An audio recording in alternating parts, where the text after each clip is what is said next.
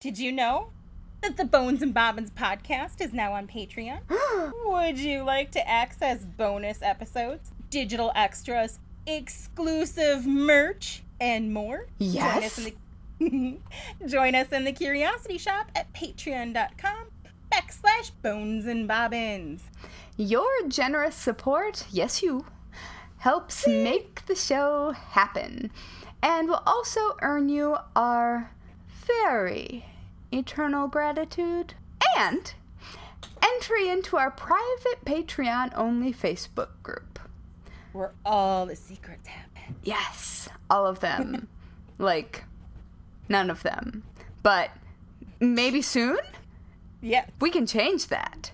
We can. Yeah. Anytime. You never know. We are wild and crazy. Oh, unpredictable. Also, extremely sleep deprived. Yes. Yes. So we're going to be fun today. We are. Yeah.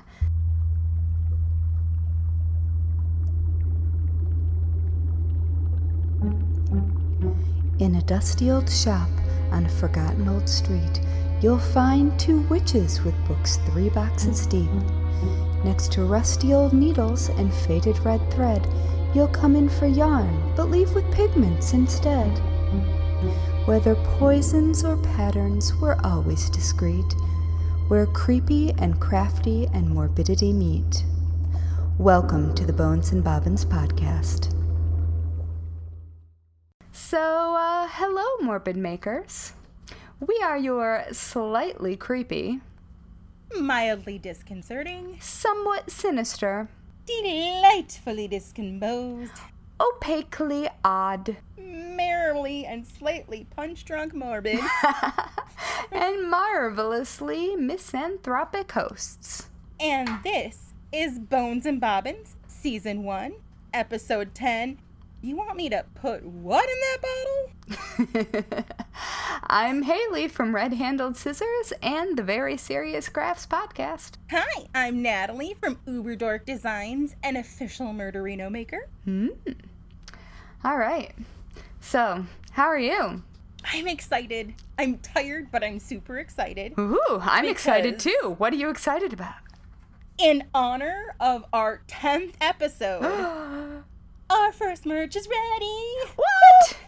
Yes, our first merch sticker reveal. It's amazing! I'm so excited. I am super excited too. It's perfect. It is our logo, Yes. mostly. Switched up a little bit with our tapestry in the background that you so wonderfully created with the scissors and the lock-in, or key rather. Yeah, that shit and took then- forever. It did, and you did it so perfectly. So I put it in the back. and Yay! It's pretty exciting, and it'll be going out to our Patreon members, and then also we'll probably put it up somewhere for purchase if you're not a Patreon member, or you can just join Patreon and get one. It's true. And up if to you you. are a Patreon member and you haven't put in your address information, you might want to go ahead and do that. Yes. Just saying. The next one I'm going to print and cut is our kitty corset sticker. Which is hilarious. I've sneak previewed it in the Patreon group. It's true. And then I am almost done with our patron Saint Francis Glessner Lee sticker. Yes. So I am really excited. I will hopefully just start being able to just crank out some more designs. Like, I'm feeling really, like, design deprived. Like, I have to be completely honest. Like, this quarantine, I am oddly intro and extroverted. Like, You're an ambivert. I am. Like, when I am amongst my people, like, I love it. If I'm amongst people I don't like or don't know, Right. then I'm like, no, I will stay home, thank you. But I've always used arts and crafts, and it was even before, like, I went to college, Yeah. and studied art therapy. But art, I didn't know that. Yeah, art and design, and just, I am happiest when I am making things. I'm even happier when I'm making things for other people. Nice. But I have not played with yarn in months, which is so not me. We need to get a little stitch and bitch going. Right? Like when we're not recording at some point. I'm all about that. Yeah. Weekly hangout. Yes, I'm in. Well, I guess we could do a weekly hangout with the Patreon group. I am down for that. I don't know how to do that, but that's a thing. We'll figure that out. We're smart. I guess we could give them a link just like this one. Yes. But yeah. this podcast has really been filling that in a lot of ways, which is weird because we're not literally crafting things. Well, we are actually. Right, we are crafting stories. Well, and designs and a website. Yes. And that's true. Like we've both made actual things. We did. That's true. Yes. I'm so excited about that sticker. And this really is the first time I've seen it, just in case my reaction does not sound normal. I'm an Aspie robot, forgive me. But it's really cool.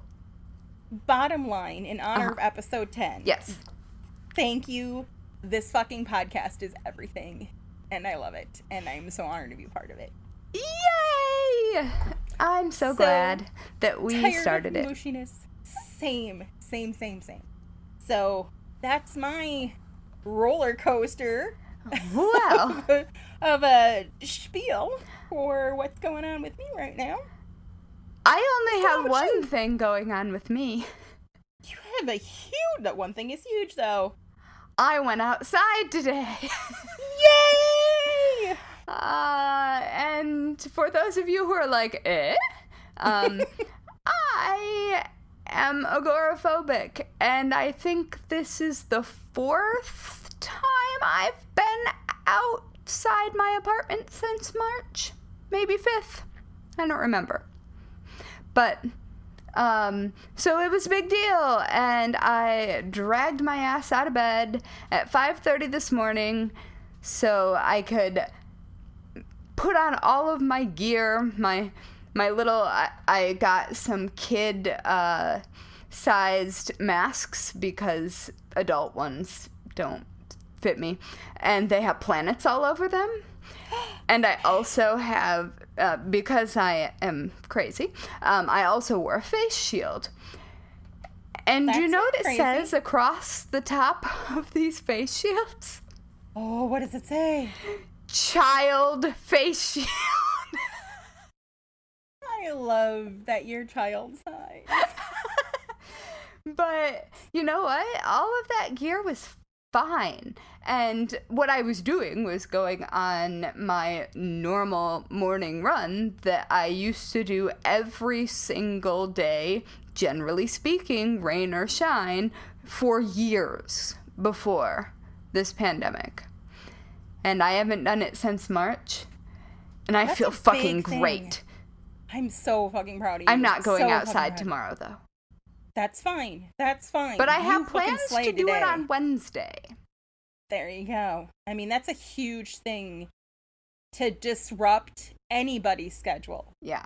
But I know that most of the time, a schedule is very important to Aspie people, especially. I organize things for fun. Yeah. That is making things to you, organizing is to me. I've been Which is funny since I'm a professional maker of things. I've been watching a lot of how I organize my studio lately, and also oddly, my new food porn is watching charcuterie boards be made. You know, that they keep showing up. All of my friends are eating them. And they kind of contain, so here's the thing. Yeah. They kind of contain all of the foods that I like. Okay. It also, like, my kids grew up, and I grew up kind of just being a nosher. Yeah. So, like, small nibbles throughout the day. Also, and I think you can attest to it, it's just pretty much bougie, Midwestern fucking cheese and crackers. Well, it's eating like a toddler Except you put it on wood. So Right. then it's suddenly classy. Yeah, like I'm not super into the bougie aspect, but just it looks pretty, and there's just little bites of, nuts and fruit, and hello, Wisconsin, I'm all about fucking cheese. And meats, which I know cheese and meats are not your thing. No, I but would I've seen eat some, cheese like, if I veggie could. ones. Alas, Can you do goat cheese? I can't do any kind of Oh. dairy protein. I just want to hug you. Just, Yeah, it's real sad. I haven't had cheese in like 20 years. oh my god. Yeah. But yeah, so that's my weird, like, check out of reality stuff, and on the background is, this is how I organize my home studio.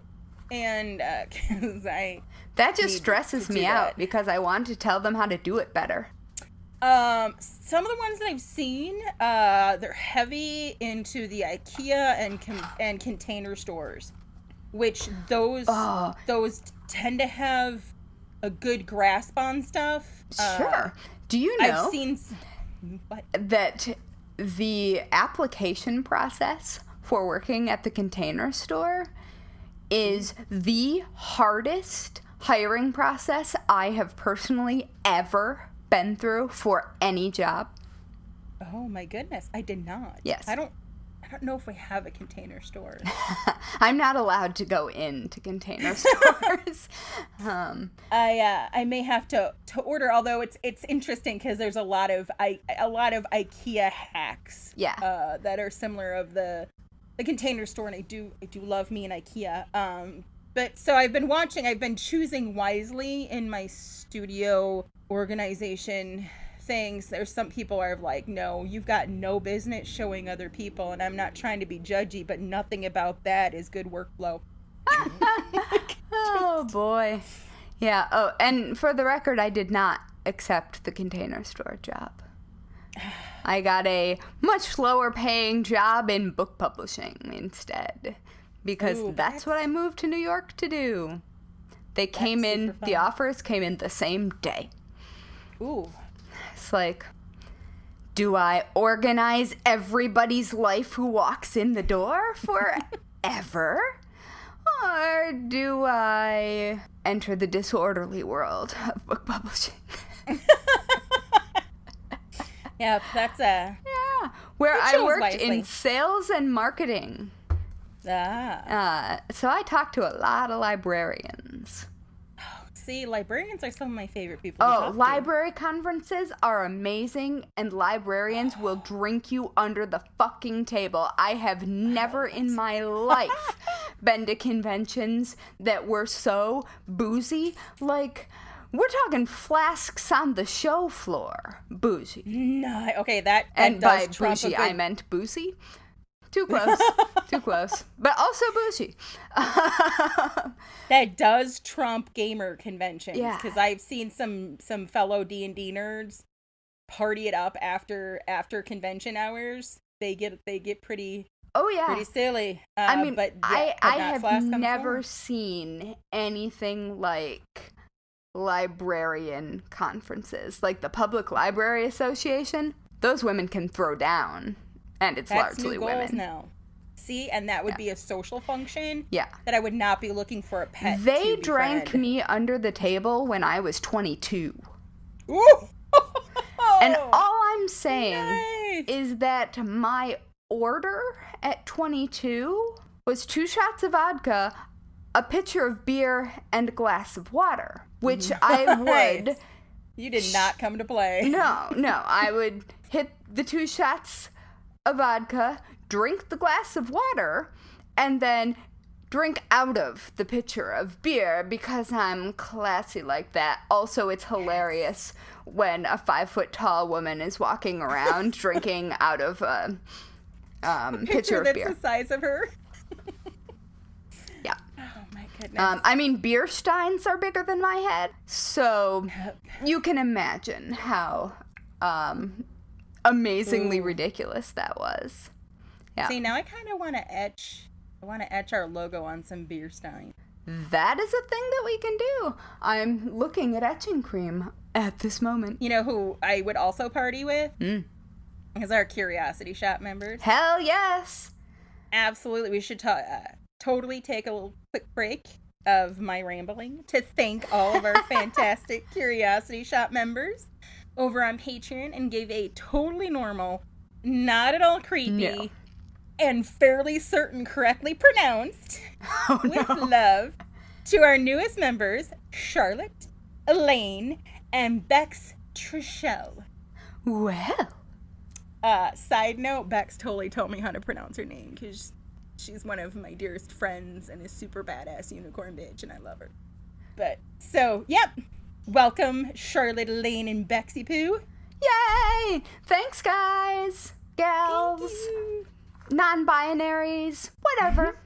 Whatever. All the things. All the people. Yep. Wow. I feel like we just went on a journey. We did. Really? We absolutely did. Yeah. So, since we went on that journey, I feel pretty certain that you Patreon patrons are the best. And we would totally go explore hidden old graveyards in the woods with you. No second thoughts. No second thoughts. I'll bring an extra flask. Good times. So, today we're going to even talk about some, not just liquor bottles, but other stuff in bottles. Well, I mean, sometimes there's liquor in them. True. That is true. Yes. We didn't decide who was going first. Who's going first? I'm cool either way. I don't care. Why don't you start us off with, tomb curses, right? Tomb curses. Ooh. Yes. A thing I would not fuck with, for the record. No. You see a curse on a door? You do not break that seal. So, if you've been listening to to us for a while, especially episode 6, That's an Unwrap, then you've heard us talk mummies, and you've heard me gush about my newfound love for all things ancient Egypt. Yes. So I loved taking on tomb curses here. I'm so excited. I am too. It's interesting because there is open interpretation to some extent of what exactly a tomb curse is. Well, and also just translations, especially if you're talking hieroglyphs. Right. Like, there can be several meanings, like, I love your mom, or you will die. And they're the same thing. True. So That's not true, by the way. I don't think. So I'm going one route. Yeah.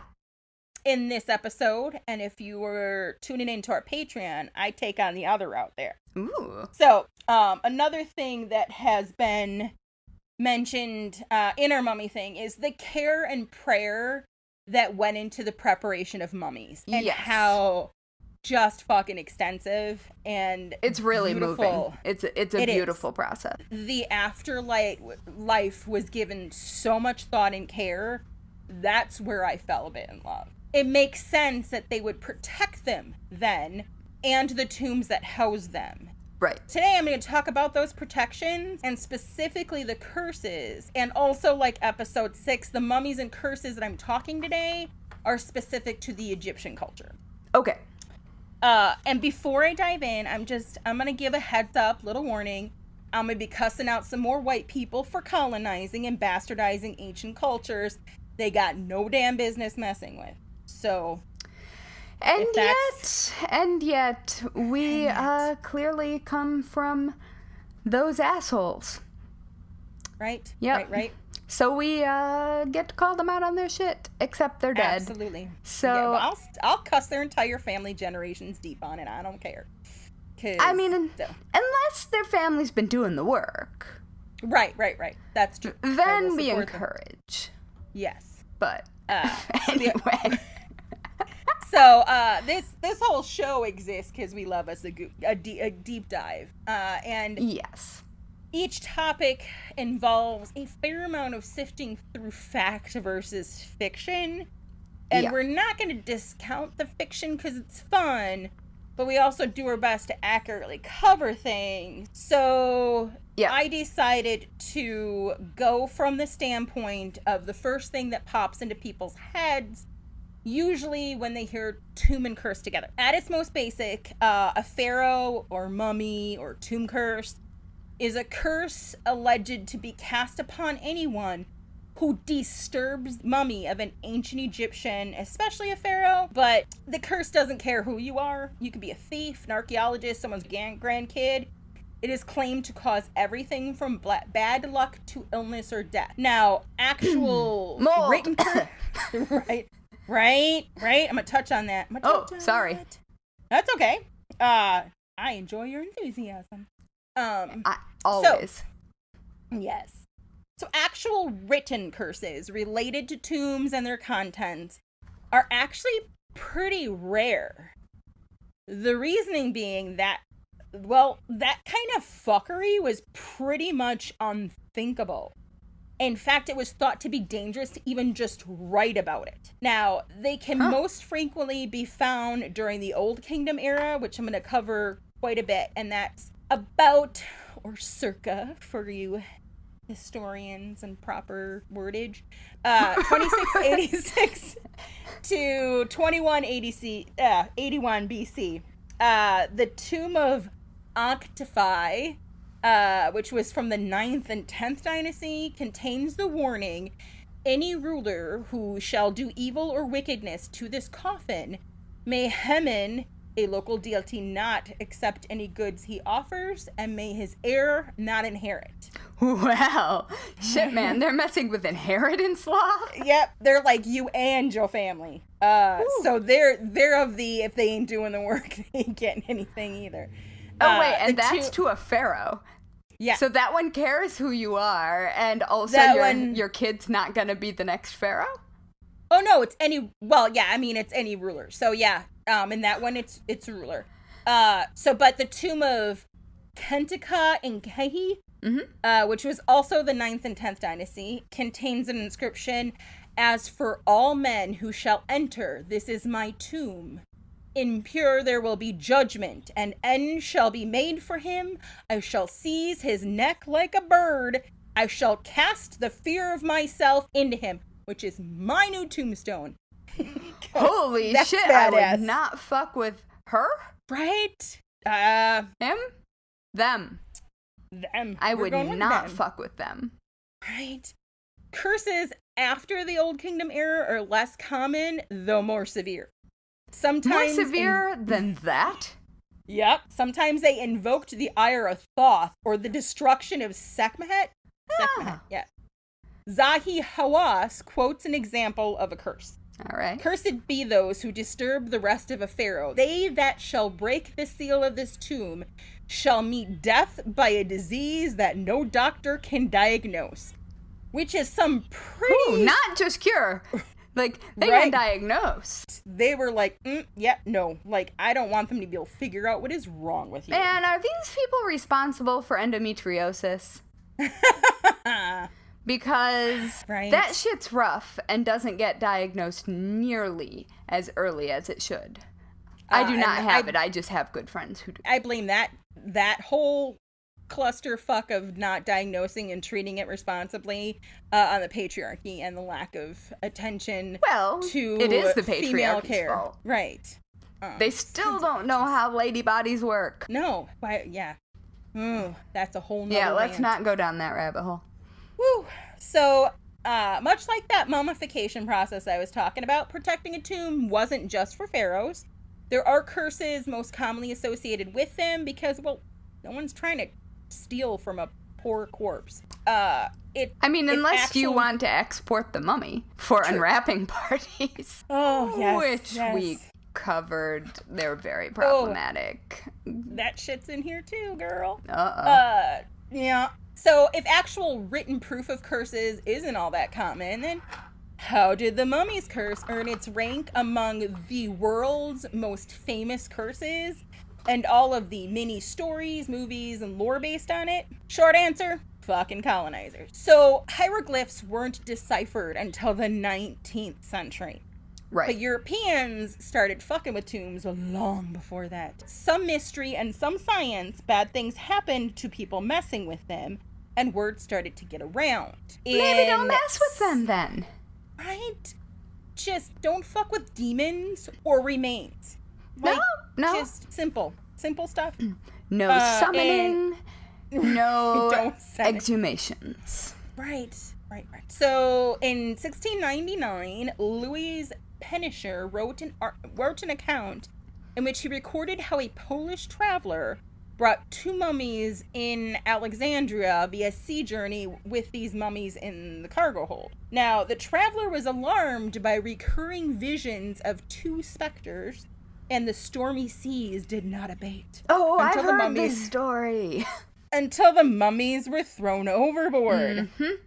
So there are just mummies chilling at the bottom of the ocean somewhere, and that is that is extremely disrespectful, but also, Right? I mean, I'm sure they've been eaten and such, but... Right, now those, you could, if you were planning on taking those out and returning them, those you could mess with. Yeah. Now, that's fine. Repatriating is fine. Right. Yes. So our buddy from earlier, Zahi Hawass, recalled that as a young archaeologist excavating at Kum Abu Bilo, he had to transport several artifacts from the Greco-Roman site. His cousin died on that day. His uncle died on its first anniversary. And on the 3rd anniversary, his aunt died. Well. Years later, when he excavated the tombs of the builders of the pyramids at Giza, he encountered the curse, all people who enter this tomb who will make evil against this tomb and destroy it. May the crocodile be against them in the water and snakes against them on land. May the hippopotamus be against them in the water and the scorpion on land. All things that I do not fuck with. Right, and I think it's interesting that they were like, dude, if you want to come pay your respects, if you want to chill out with us for a while, if you just want to poke around and look, that's fine. But if you come with evil intent, that's where we got an issue. Well, intent is the majority of what is or isn't wrong with fill in the blank thing. Right. So not superstitious. He still decided not to disturb the mummies. Good. Right? Good on him. However, later, though, this dumbass this was after all those people died, though. Right. Okay.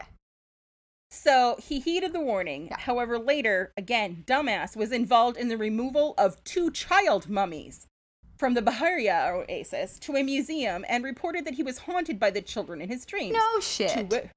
To which I say, good, motherfucker, good.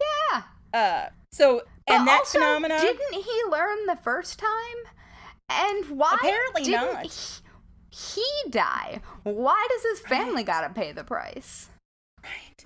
Well, this phenomenon did not stop until the mummy of the father was reunited with the children in the museum.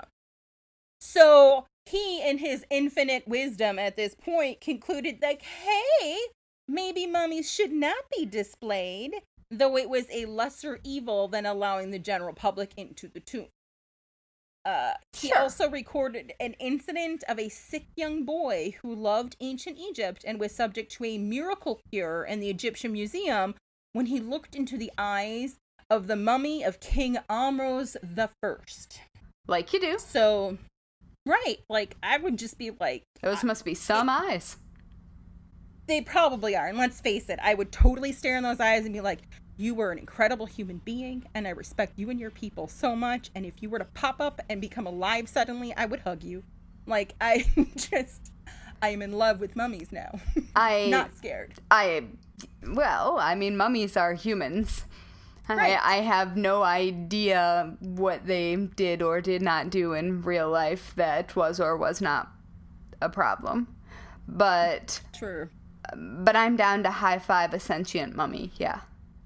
Yes. So, Louisa May Alcott was thought by Dominique Montserrat to have been the first to use a fully formed mummy curse plot in her 1869 story Lost in a Pyramid or The Mummy's Curse, which was a forgotten piece of mummy fiction that he rediscovered in the late 1990s. Oh, I didn't know she wrote that.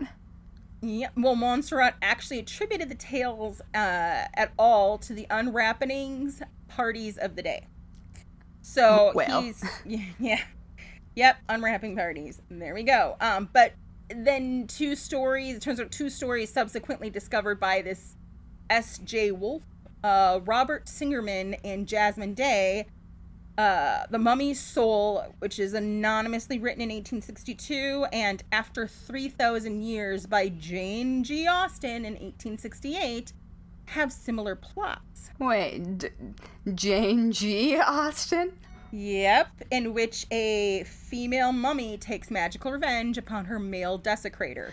Wait, I feel like that actually is true. I have a vague memory of Jane Austen actually having written a mummy mystery. And my literature degree is failing me.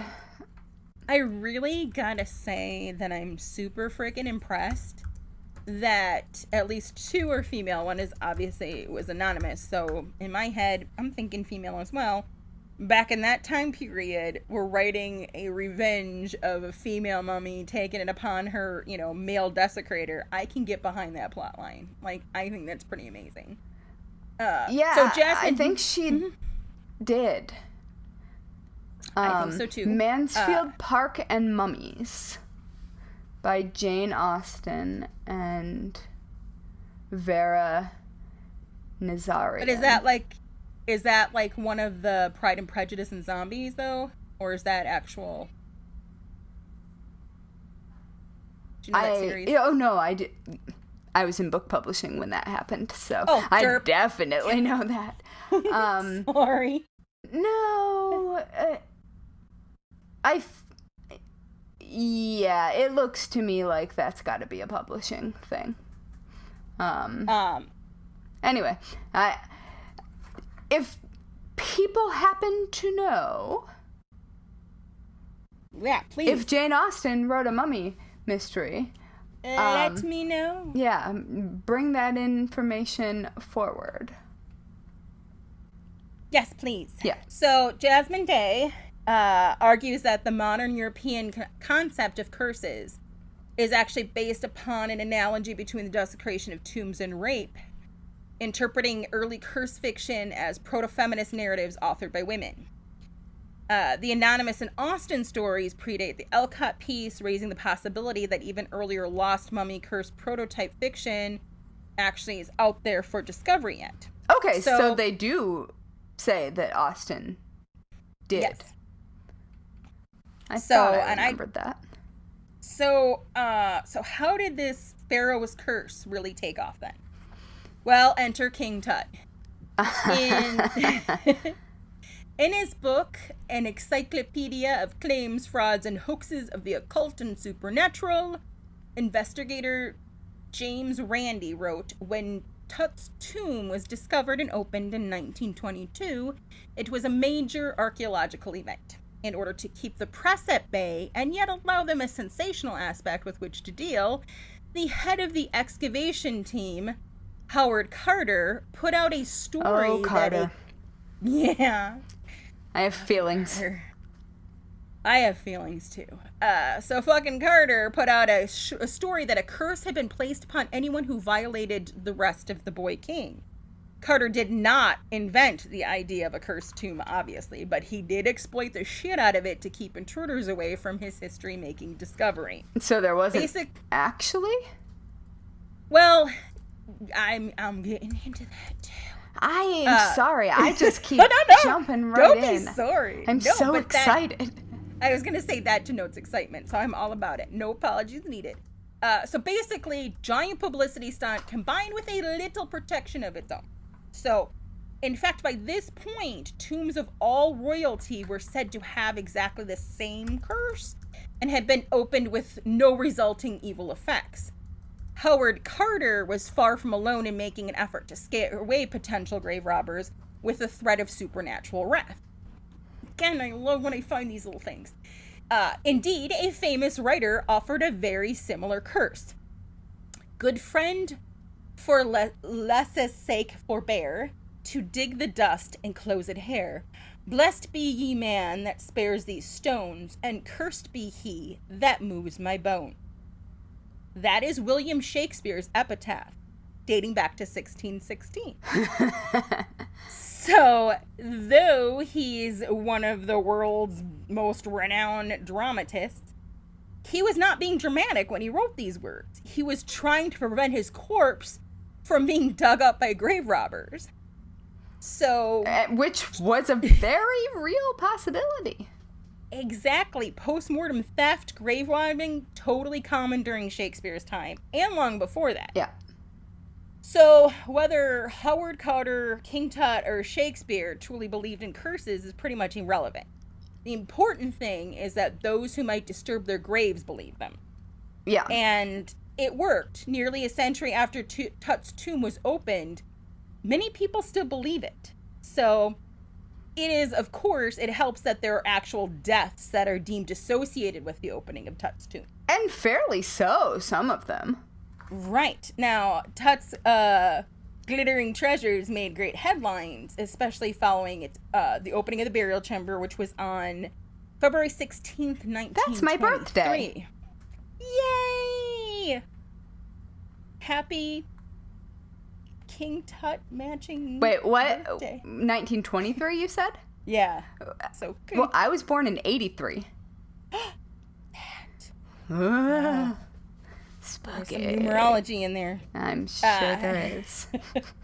So, the sensationalist accounts of the subsequent deaths of the expedition sponsor, Lord Carnarvon. Bye. So, peace out, homie. So, curse or science? That's where we have to, that's where we're going now. So, in recent years... Ooh, is it a game?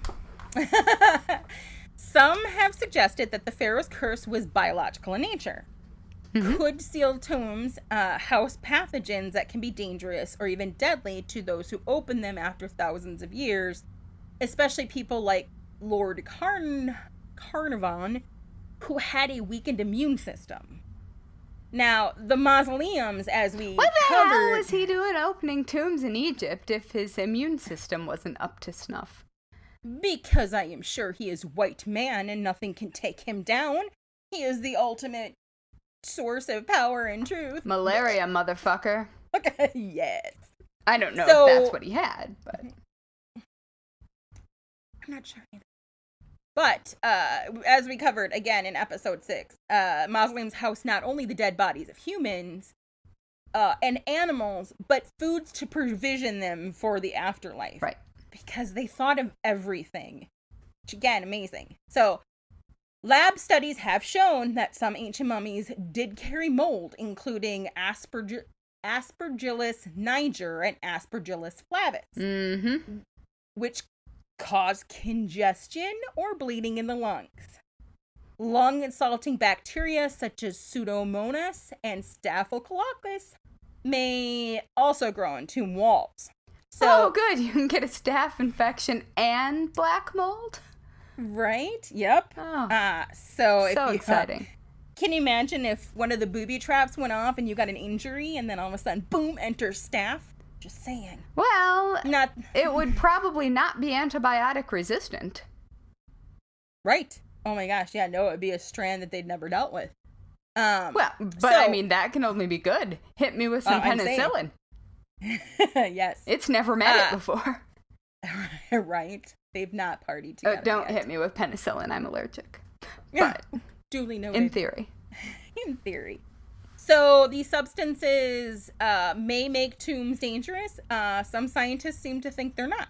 So F. DeWolf Miller, who is a professor of epidemiology at the University of, at the University of Hawaii at Manoa, which, yes, Ooh. please, concurs with Howard Carter's original opinion.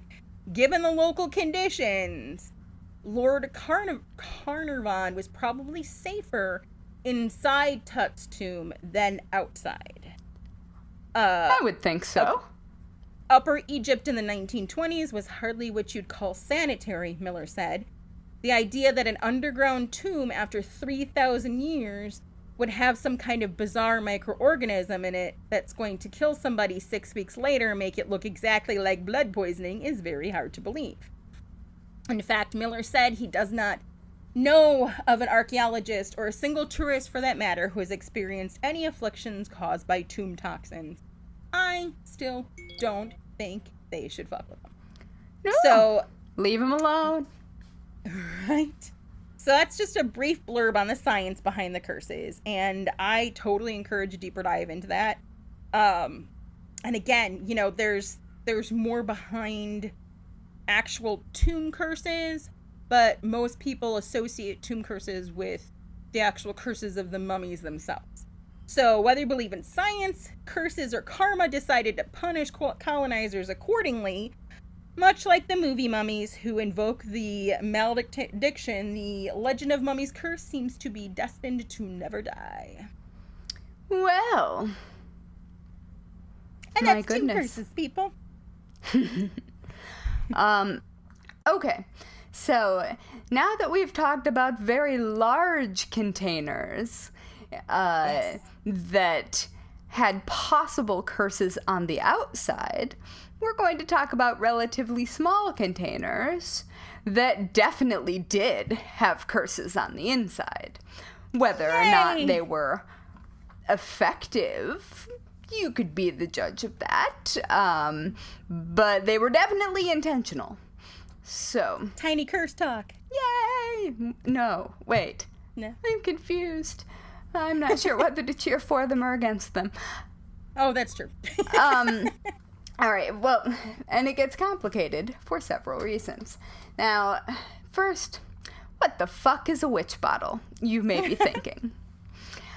Perhaps. And the answer to that is they began as devices used to protect people from witchcraft.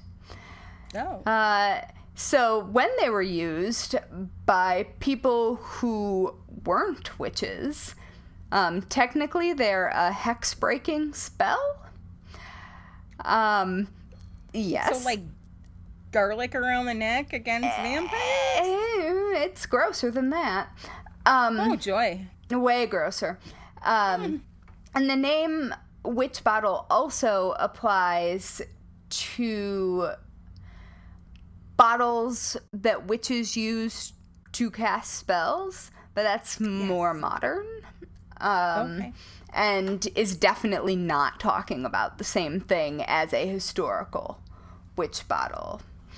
And so about 200-ish witch bottles have been recovered from old buildings, churchyards, and riverbanks, and hearths, and inside of structure, you know, just anywhere you might think of, across Great Britain to date. And most of them seems kind of small. Well, and there's a reason for that. It's because, I suppose they're not large. well, and they also look like trash.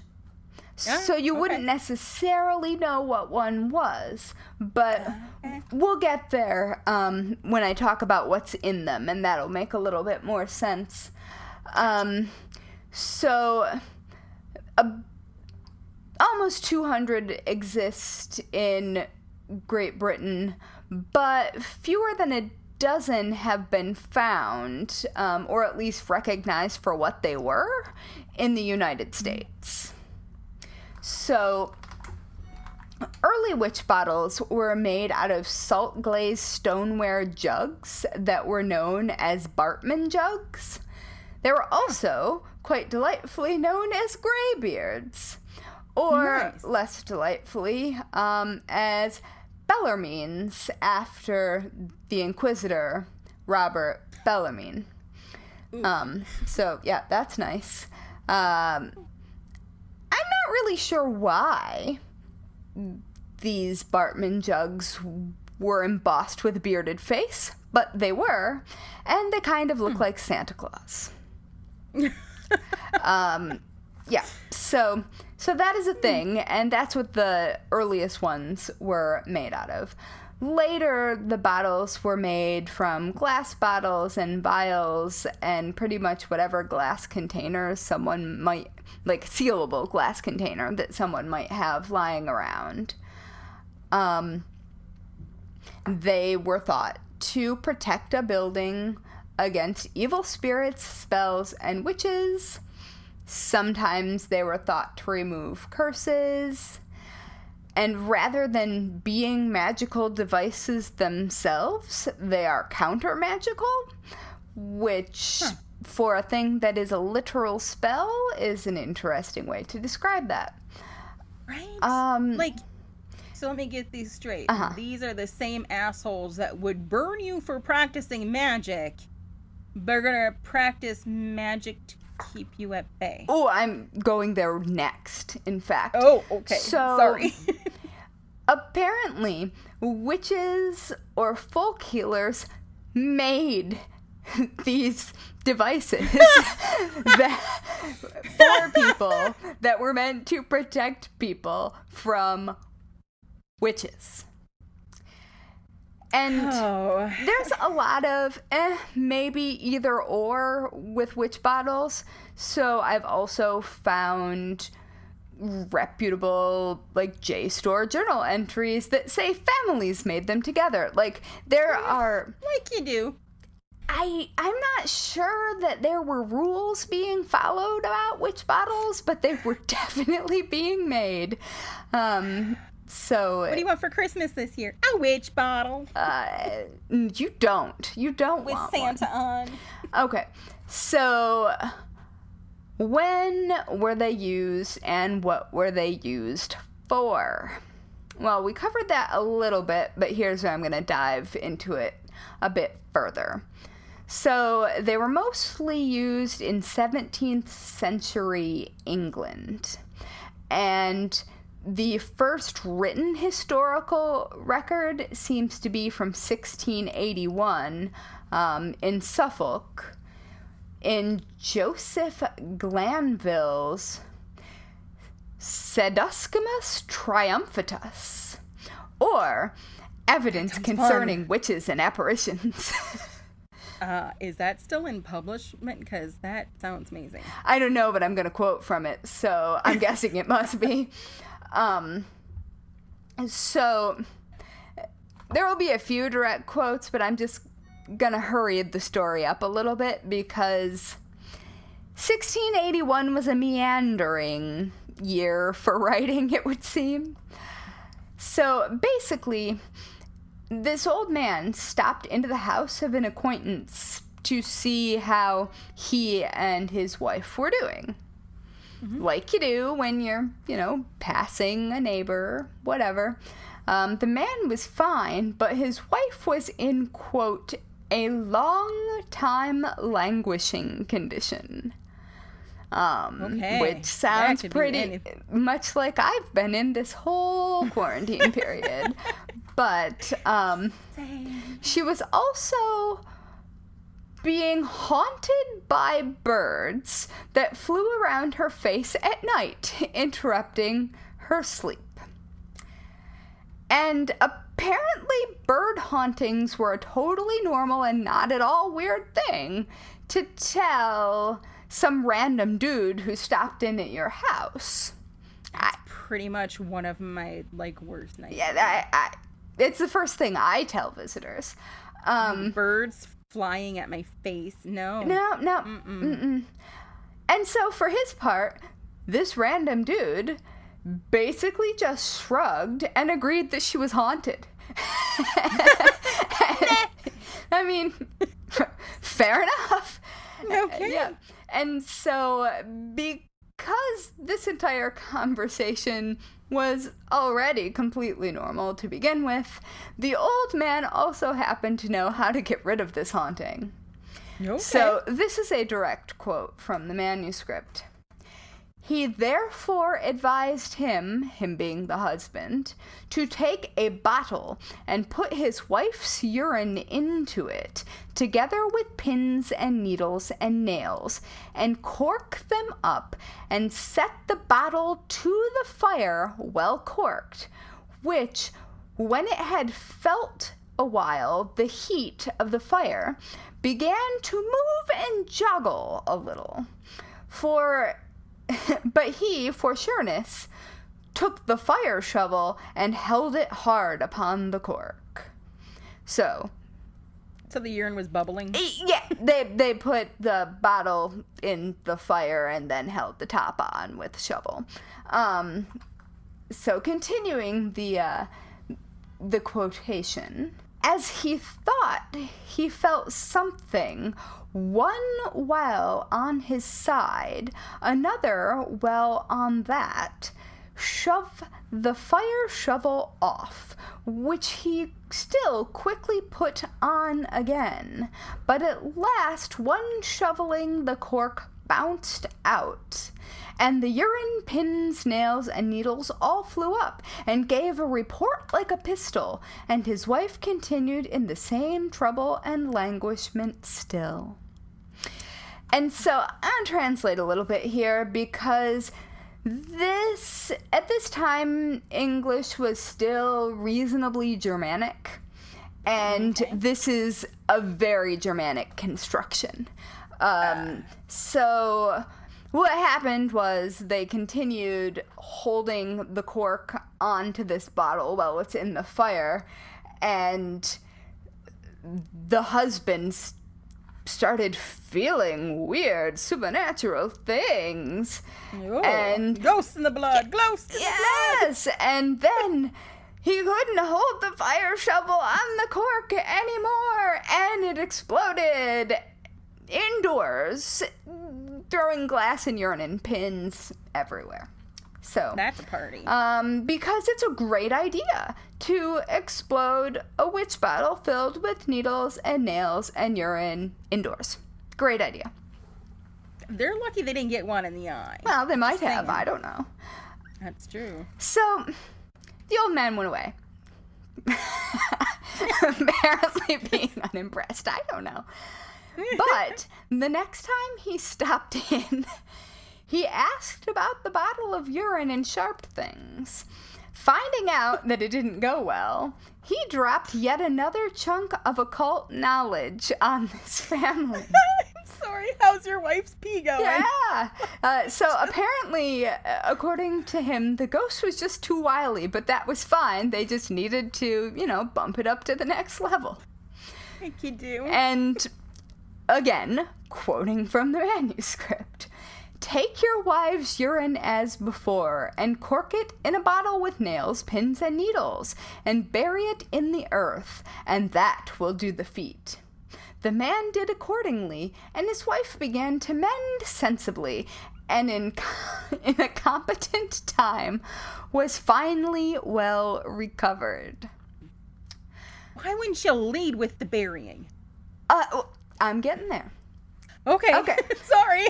No. So that seems great, right? Mm-hmm. Except it turns out the story's not over. Oh, okay. Apparently the old man was a wizard, and he had bewitched this wife in the first place.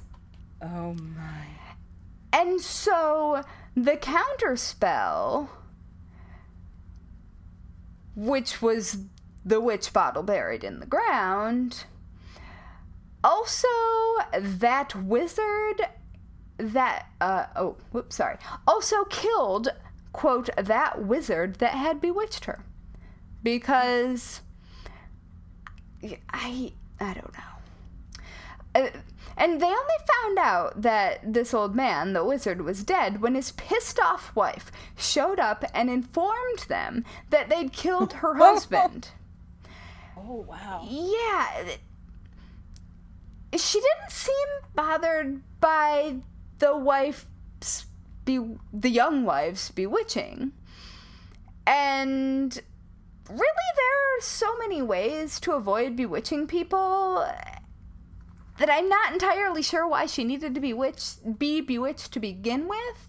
It doesn't seem that she did anything to the old man. I could be wrong. So the old man ultimately gave them the thing that would kill him? Yep, to solve the curse that he put on the woman for no apparent reason.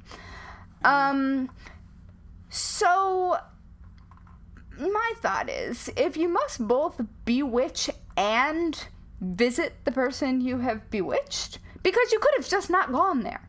You could have just not entered the house. That would have been fine. And if you know the counter spell is gonna kill you, like, that old lady doesn't have anything to say. That's on the old man. He made that deathbed, and now he's gonna lie in it. Literally. Truth. Yeah. I'm wondering, I want to know what she did to piss him off now. Like, because that's... I mean, probably something. There's going to be something that it was worth him dying for. I mean, now I get why he didn't lead with the wrong. bearing. There is an entire category of witch bottle preparation specifically for cursed cattle. Not even kidding.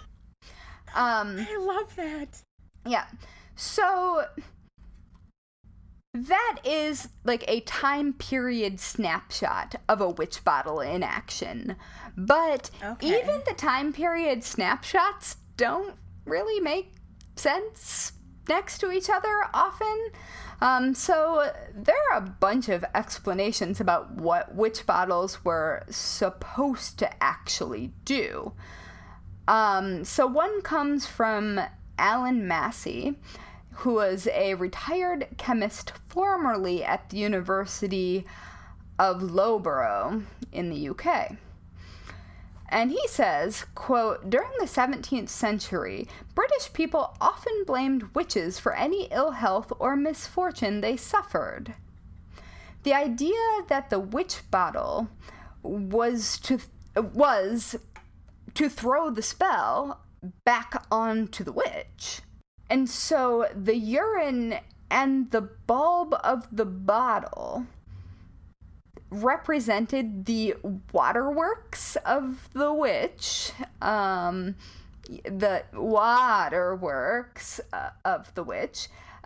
theory was that the nails and bent pins would aggravate her bladder, I guess, when she passed water, and torment her so badly that she would take the spell off you.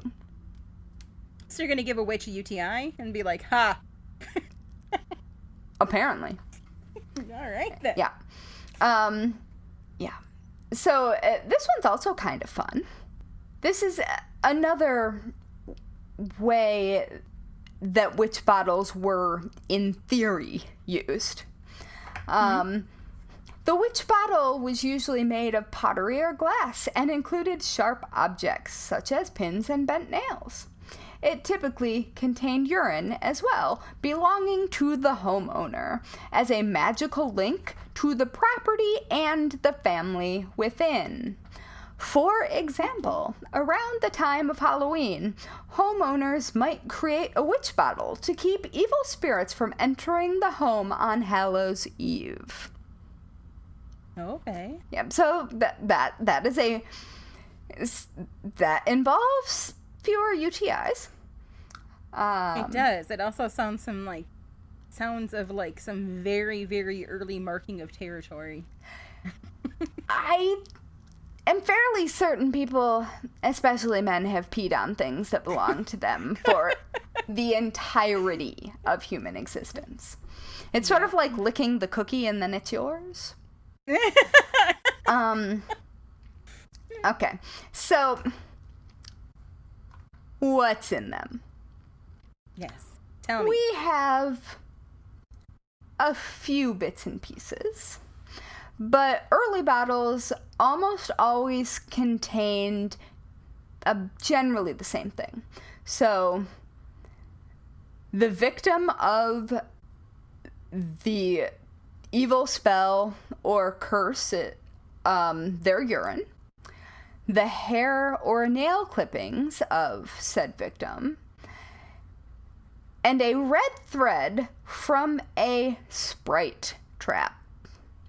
And you may be wondering at this moment, what is a Sprite trap?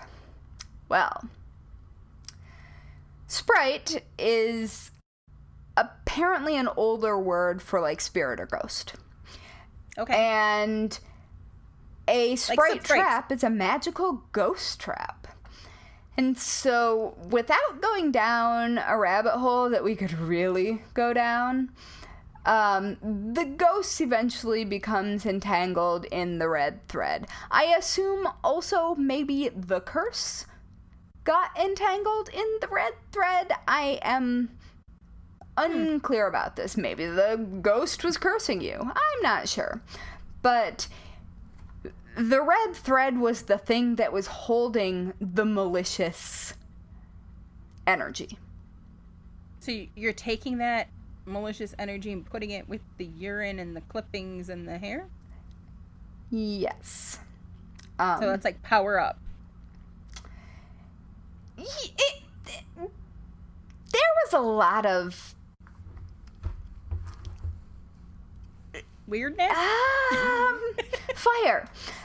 Later on. Okay. We'll get there. So, later bottles might include rosemary. For protection, healing, purification. Always plant it by your front gate. Yes. My favorite part about rosemary, and I'm sure that you know this, is that it often represents the dominance of the lady of the house. Yes. Because bad bitches grow evergreens? Yes. We got the pot. Well, and rosemary is poisonous at quantity. So, like, bad bitches are eating and seasoning with a thing that can kill you. So that's going to be some merch in the future, I'm telling you right now. All right. So the later bottles also included needles and pins because you got to have your sharp shit. And red wine seems to have been the liquid of choice. Okay. And it's prevalent. Yeah. And so apparently, after they were buried, any evil would be impaled on the pins and needles, drowned by the wine, and sent away by the rosemary. Be gone with you.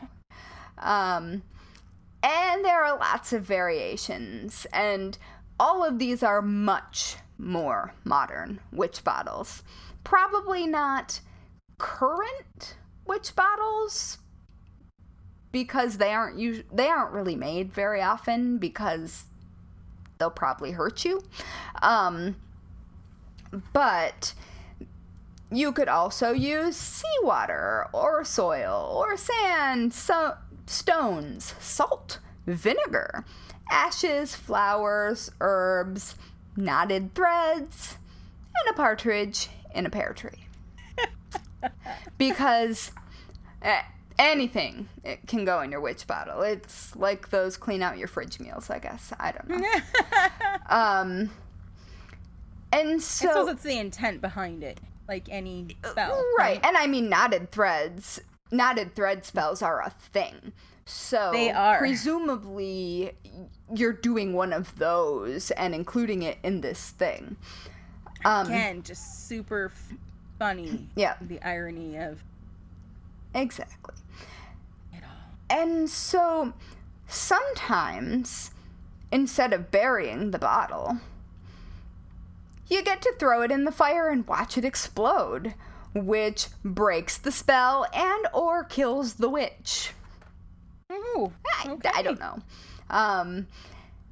Russian roulette spell style? Yeah, and that, the throwing in the fire and everything exploding is also a huge part of those early witch bottles, and a ridiculously dumb idea. Yeah, let's not do that. There's, I mean, like, even just glass shards flying, like,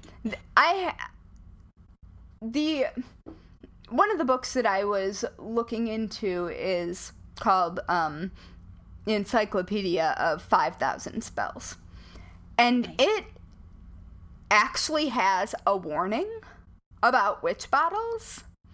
Oh, wow. That tells you that they will explode and that most people don't make them anymore because they can injure you and that you need to stand back. And right. Bill Nye would have an issue. Let's not do that indoors. Like, consider for a moment that, like, bonfires are one thing as long as you take cover, but in your hearth, in your cottage, I don't even know, you're gonna set shit on fire or put out an eye or straight up kill yourself. And you would kind of have it coming. Yeah, so that's fun.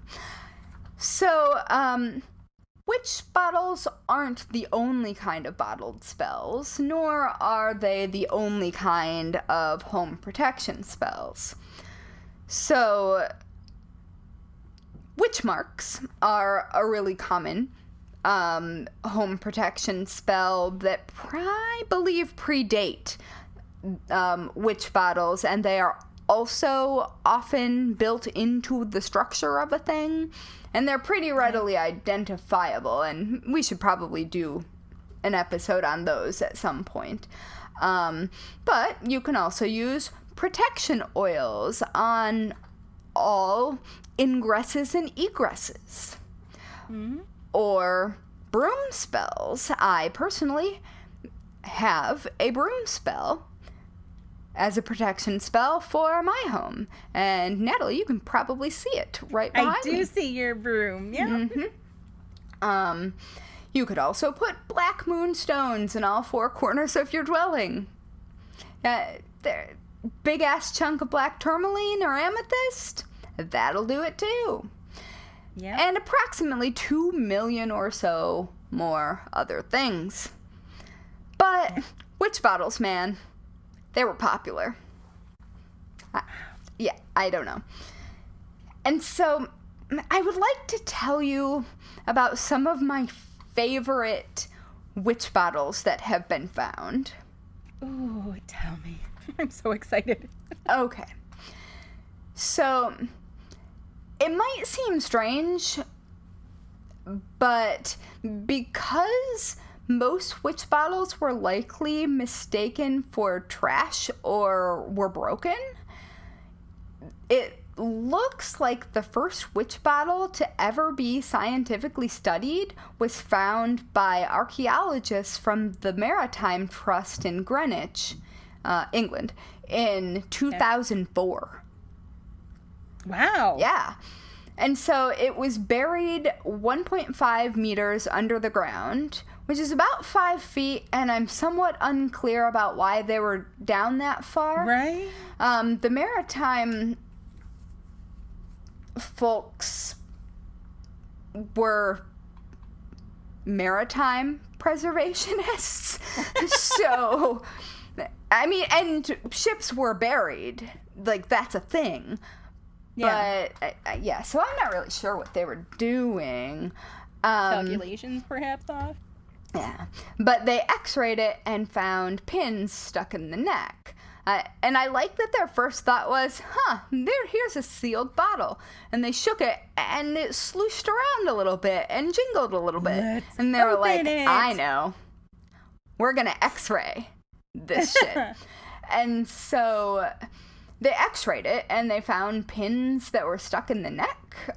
So that suggested that it was actually buried upside down.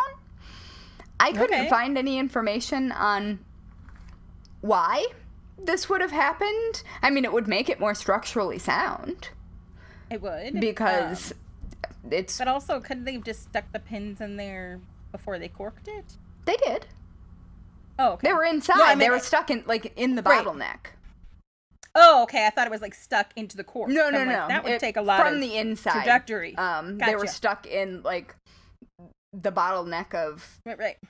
It's a torpedo shaped Gotcha. item, I believe. Oh, no, this one isn't. This one's just regular bottle shaped. I'm still thinking wine bottle, so I get it. Yeah.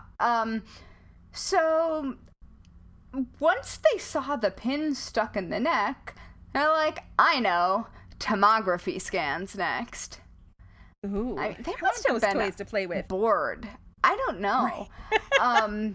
And if you aren't familiar with tomography, if you are not an anatomy geek, tomography are those cross-section scans that use either X-ray or ultrasound. So you might see them of the brain or various things, but they did it on a witch bottle.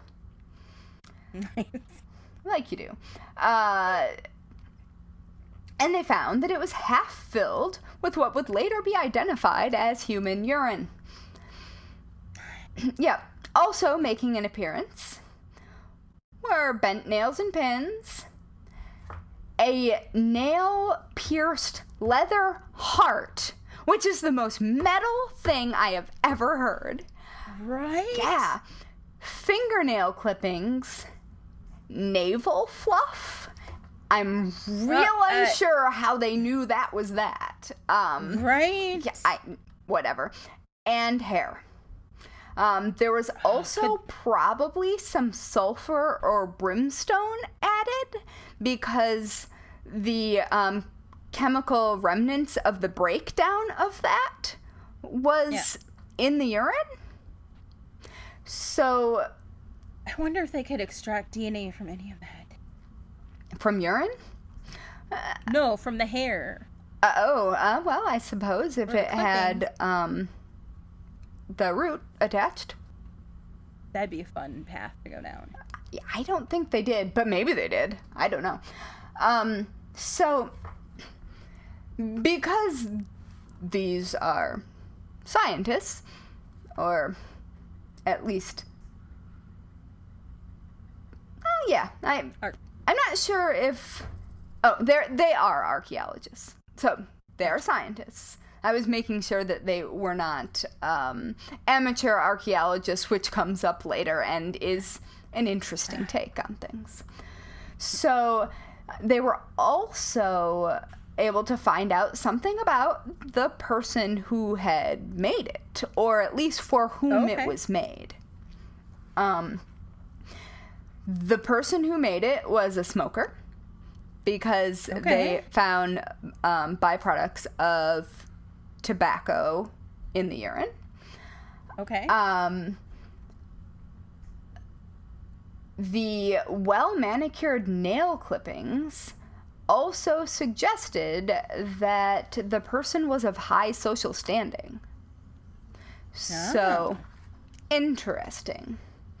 Indeed. Yeah, so that is the most scientifically studied one that I have found.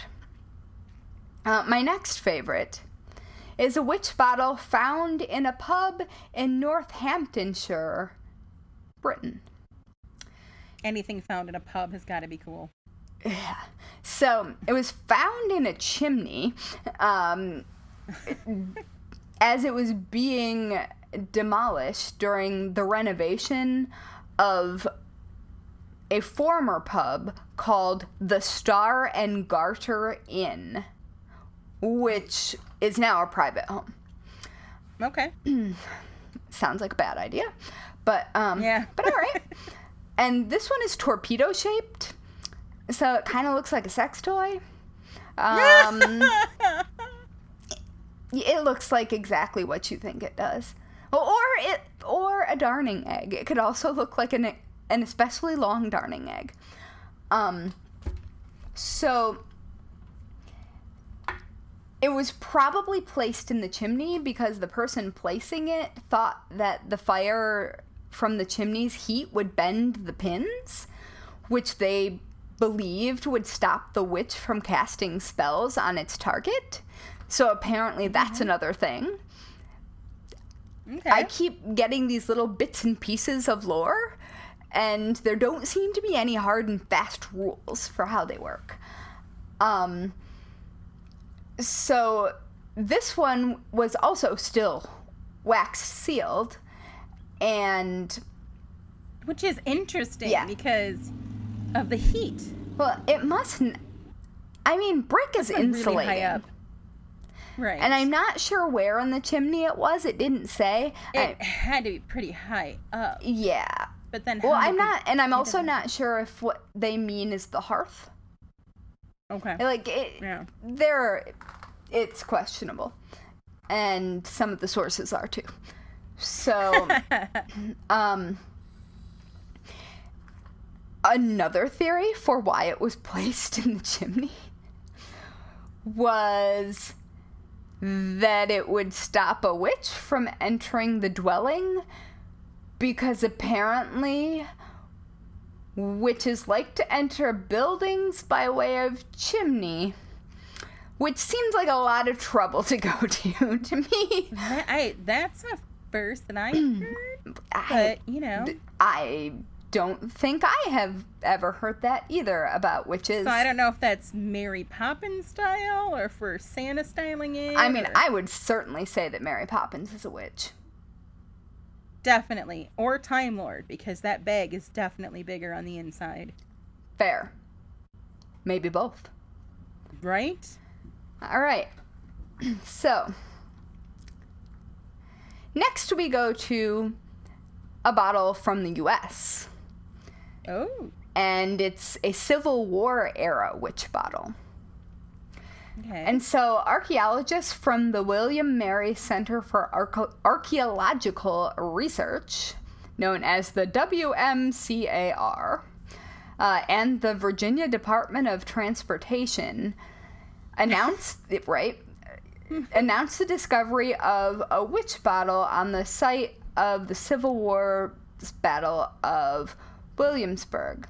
The reason the Department of Transportation was involved is because it was under an overpass. Oh, wow. Yeah.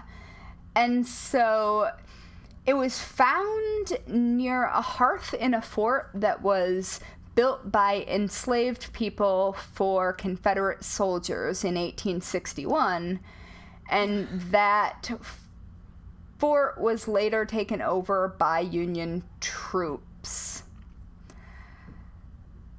The WMCAR believes this to show that the superstitions brought over by British immigrants, who would then be fighting on the Union side for the Civil War, survived into the 19th century.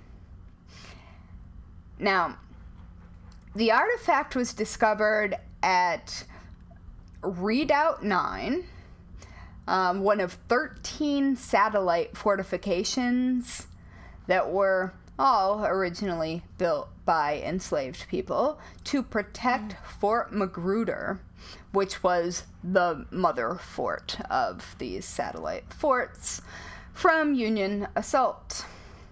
So that is the context of the chain of evidence. Gotcha. And makes this next part make a little more sense. So, an amateur anthropologist, Carla Lynn Hall, claims that instead of being made by superstitious Union soldiers, that the bottle is actually a hoodoo spell bottle that was buried by enslaved people who had run away. And Hall believes that it seems unlikely that the bottle was placed by a soldier because of its contents. And it's the WMCAR begs to differ. And so, similar to a witch bottle, a hoodoo spell bottle is a bottle filled with nails and urine that is buried under a doorstep. The placement of this incorporates foot track magic from certain areas of Africa. And hoodoo itself is a combination of magical practices coming together, usually brought together by enslaved people from different areas in Africa. There are specific areas involved, and I will say right now that I am not a practitioner of hoodoo, and I don't want to sound like I'm speaking as an expert on any of this, because I don't know the specific practices, nor do I know the specific history. So, which is fair. But this is what the amateur anthropologist Carla Lynn Hall thinks happened. And the reason that would be possible is because enslaved people often had to tend to sanitation duties, specifically burying the dead. And at the time, that would give them the means to collect the items that were in the bottle and the items in it from the battlefield, and bury it without being noticed.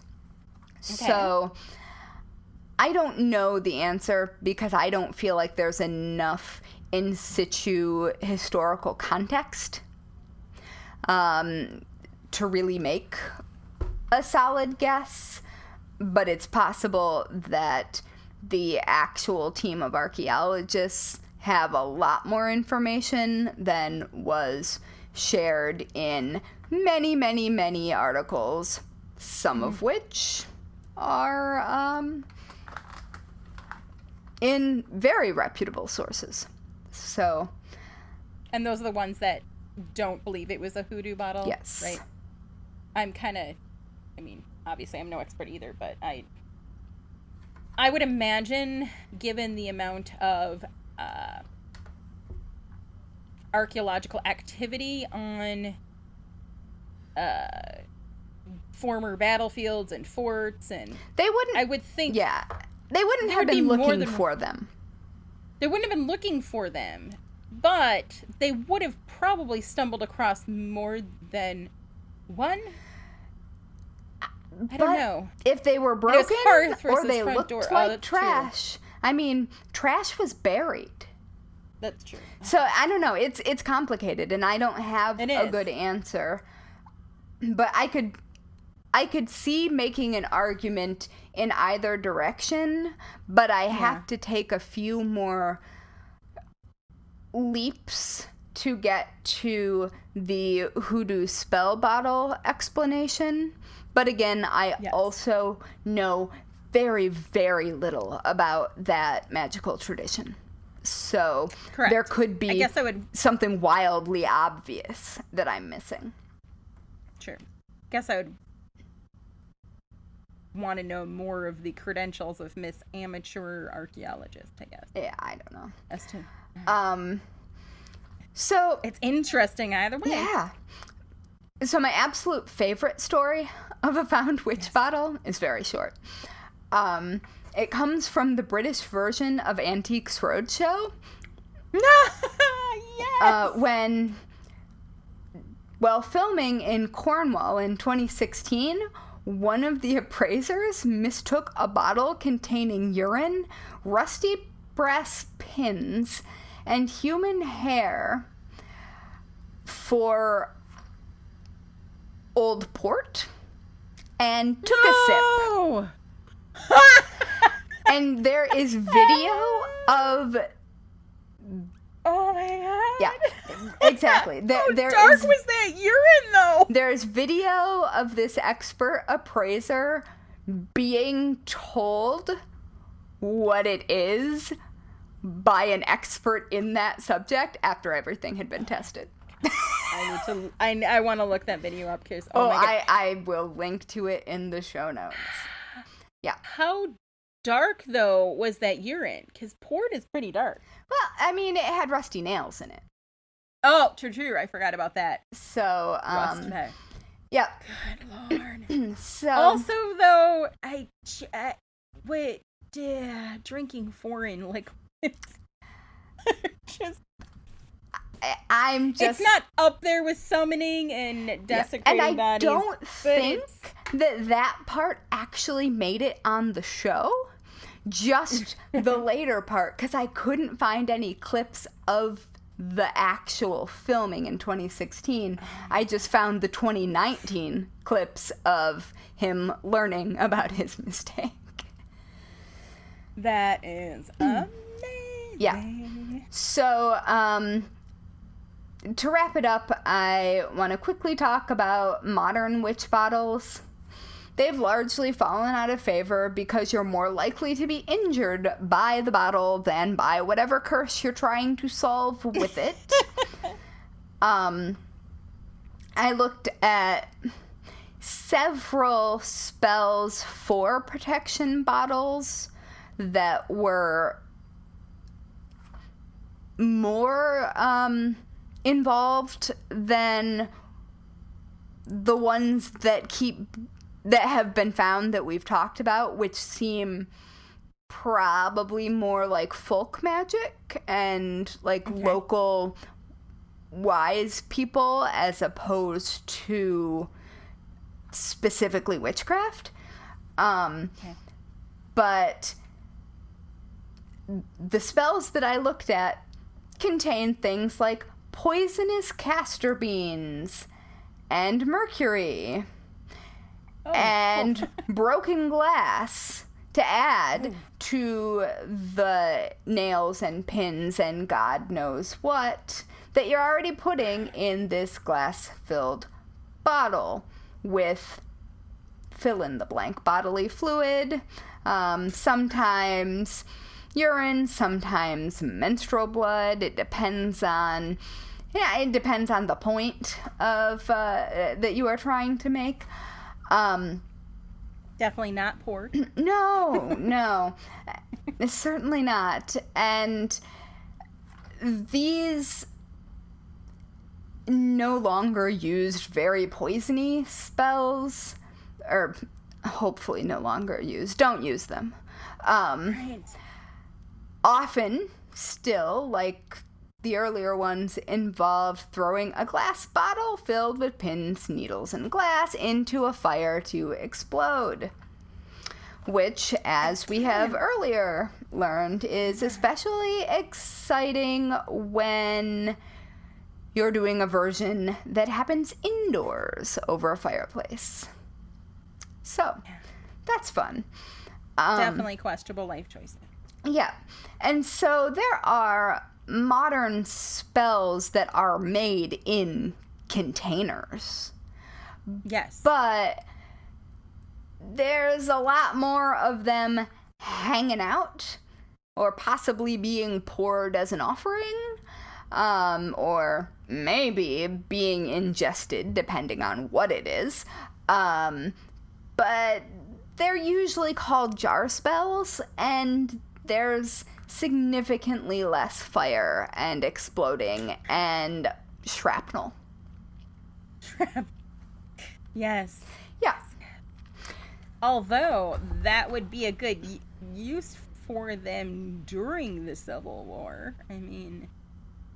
Yeah, but I don't know that you could get away fast enough.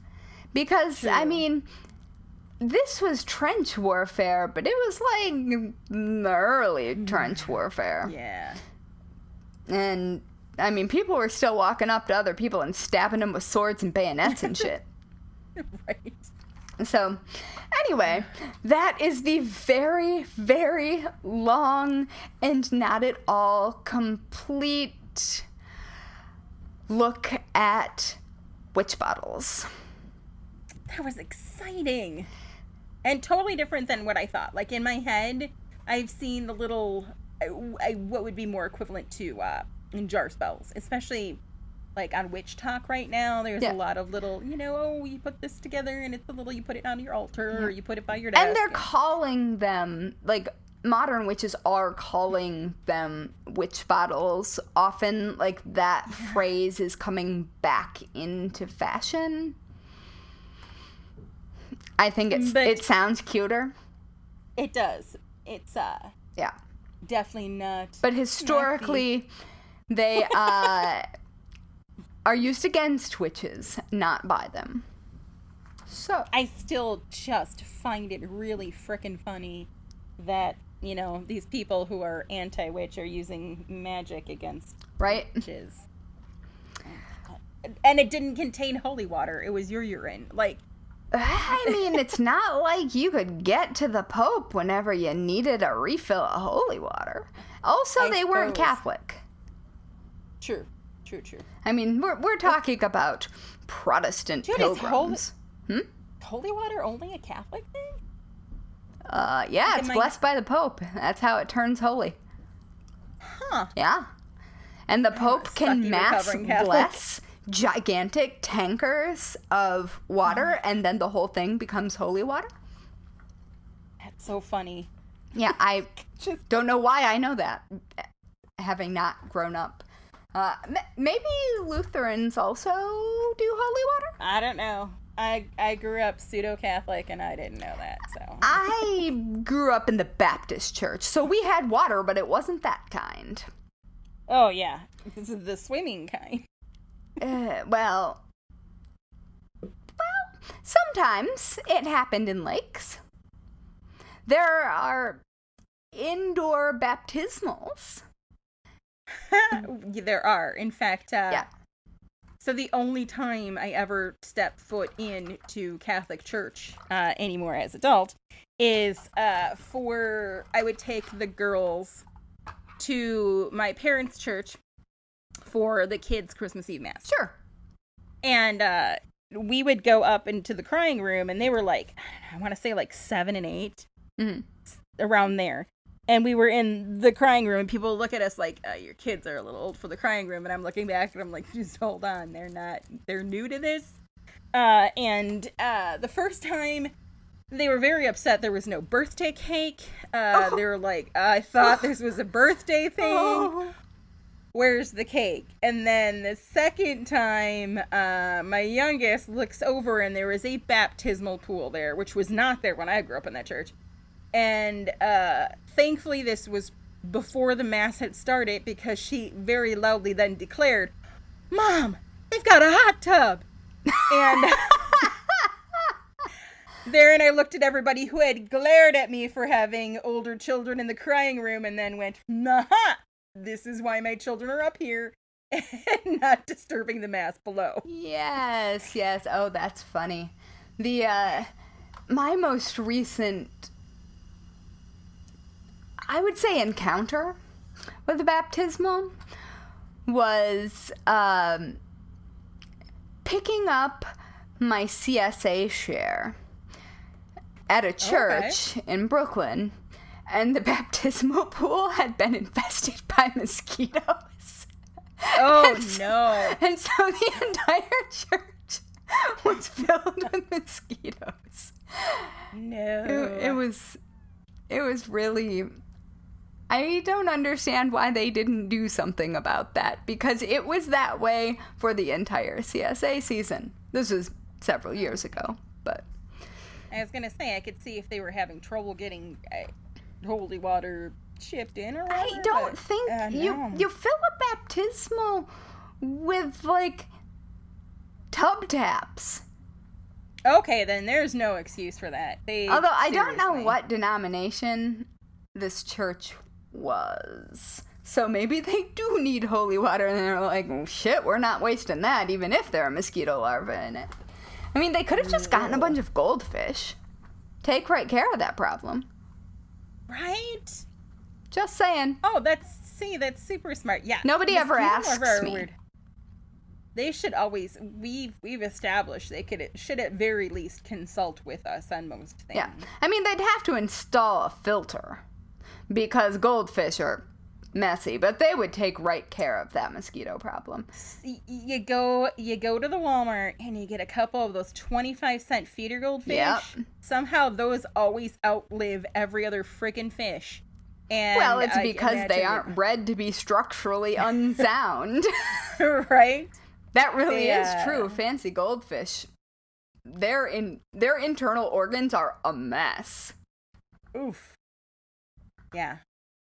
But, yeah. So, well, we've solved that problem for them. You're welcome. Right? Oh, my goodness. We'll send them a bill. So that, I think, brings us to the weekly worst way to die. Dun, dun, dun. All right. So what's yours? I think you can probably guess. Which would be projectiles from an exploding witch bottle. I think that would suck a lot. That would indeed. And I was on the fence about what I was going to go with. And you have firmly flipped me over to getting pecked to death by birds while trying to sleep. Because I have a weird thing with birds that has several stories leading up to it for another time. I cannot wait. You know that I have a thing with birds too, and that I love them. Right, but see, only here's corvids. The thing. So, there are certain birds that no. But the ones that I like are the ones that actually could kill me. Like the birds of prey, I dig. Yeah, well, they don't want any part of you. And if you do, they win. Right? Polly the parakeet? No. Absolutely not. So I guess it would bite. They do. I say as a person with 2 kittens. And teeth marks on everything. But, yeah, no, I'm with you. I like a bird who could outsmart me if I tried to get it. So, like crows, real smart. Ravens, real smart. And they have generational memory. Mm-hmm. So, magpies. Like, if you scare a murder of crows while wearing a horrific mask, their, like, great-great-grandchildren will know and recognize to be afraid of that mask. I'm not entirely sure how that works. Which, see, how that's cool a bird is that? I can hang with. Seriously, like that. Yep. That's amazing to me. Did you know that blue jays are corvids? Really? I did not. Yeah. I did not. Jays. Also. Anyway. Huh. So, that was Corvid Corner.